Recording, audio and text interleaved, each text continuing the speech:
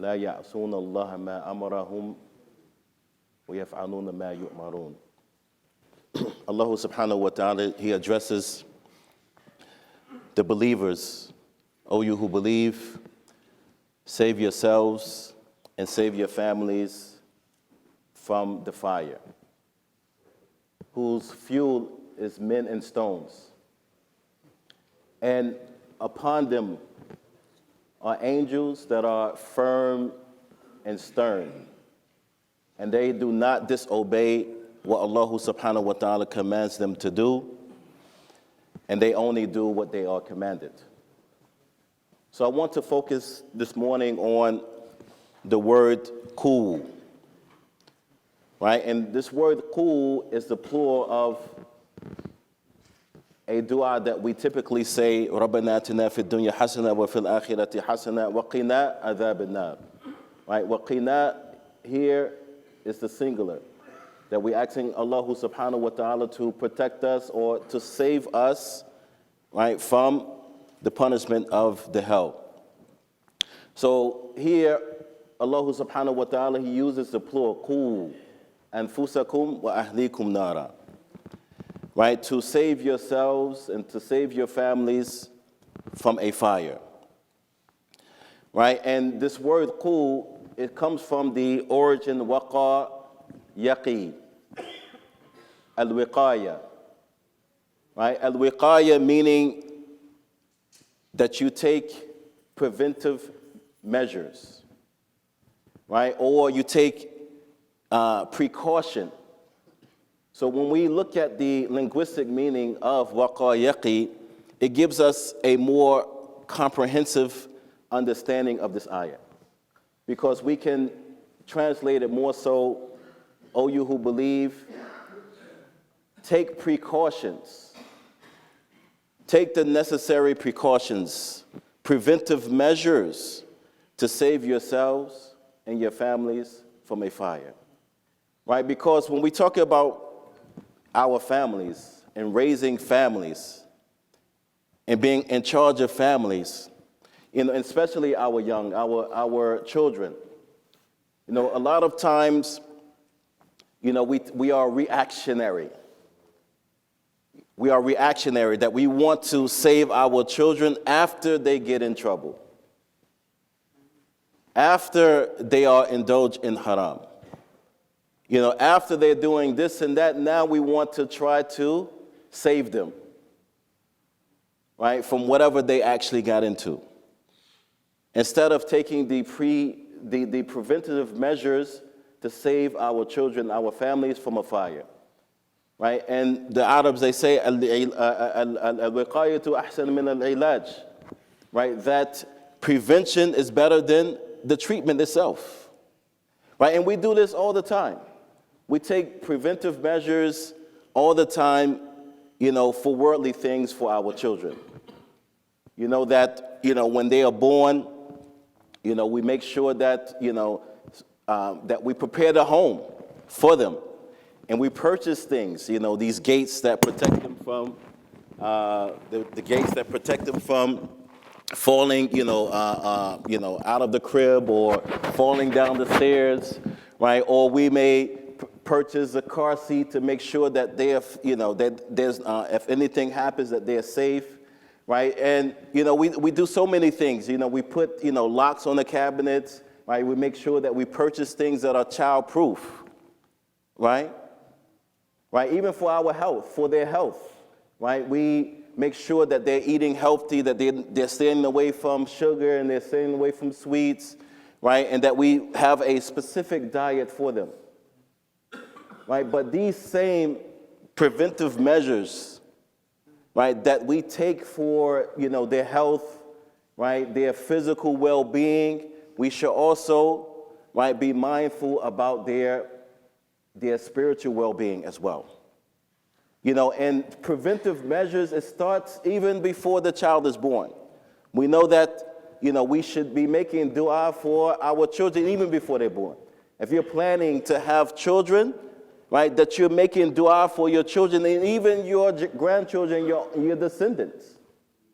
Right, when they are born, we're calling the adhan, right, in their ear, and the iqamah in their ear, right, that we are raising them up and we're making sure that, their social circles, their friends, that we're monitoring their friends, right, throughout the whole process, right, and we are monitoring their academics, right, because, some of the school, what they're learning in the public schools and all of that, right, can be damaging, right, to their souls, right, and so forth and so on. So we also have to take these preventive measures, right, in order to save, right, our families, and especially our children from a fire, right? And the angels, they are firm and they are stern, right, on this fire, and they do not disobey the commandment of Allah subhanahu wa ta'ala. Right? Can you imagine that when your child is young and your child approaches the stove, or your child approaches something hot, or your child approaches a fire, would you push your child closer to this fire? Would you allow your child to touch this hot stove? Can we ever even imagine throwing our children in a fire in this dunya? That would be extremely painful. Extremely painful. Right? And the fire of the hereafter is more severe. Right? So if we cannot do this to our children in this world, then we should not we should not be the cause of our children entering the hellfire in the next world. Right? Because the Shaykh, he recited, وَيَوْمَ نَقُولُ لِجَهَنَّمْ هَلْ امْتَلَأْتِ وَتَقُولُ هَلْ مِن مَزِيدٍ. The fire is a creation of Allah subhanahu wa ta'ala as well. And the fire will not have mercy on anyone on this day. That it will be addressed, are you full? O fire, are you full? And the fire will say, Hal min mazid. Is there any more? Is there any more? Right, so we have to take this serious, that we protect ourselves and we protect our families, and especially our children, from the hellfire, who is also a creation of Allah subhanahu wa ta'ala, and it's not going to disobey Allah subhanahu wa ta'ala, and this fire is going to be enraged. Why? Because we are disobedient to the Lord of the universe. Right? And lastly, I conclude with this, that this word waqa yaqi, it shares the same meaning of taqwa. Right? Taqwa is a derivative of this. Right? And we are given a beautiful definition of taqwa with the conversation between Umar ibn Khattab radiallahu ta'ala anhu and Ubay ibn Ka'ab radiallahu ta'ala anhu. And Umar's asking him, what is the definition of taqwa? And Ubay, he's painting this picture for him. And he's saying that, have you ever traveled in the road, and within this road there are thorns? And Umar said, of course. And Ubay asked him, what did you do? He said, I rolled up my sleeves and I struggled. I rolled up my sleeves and I struggled. Right? So this gives us a comprehensive meaning of what it means to take preventive measures. That it is difficult, it is hard to raise children, especially in the society in which we live.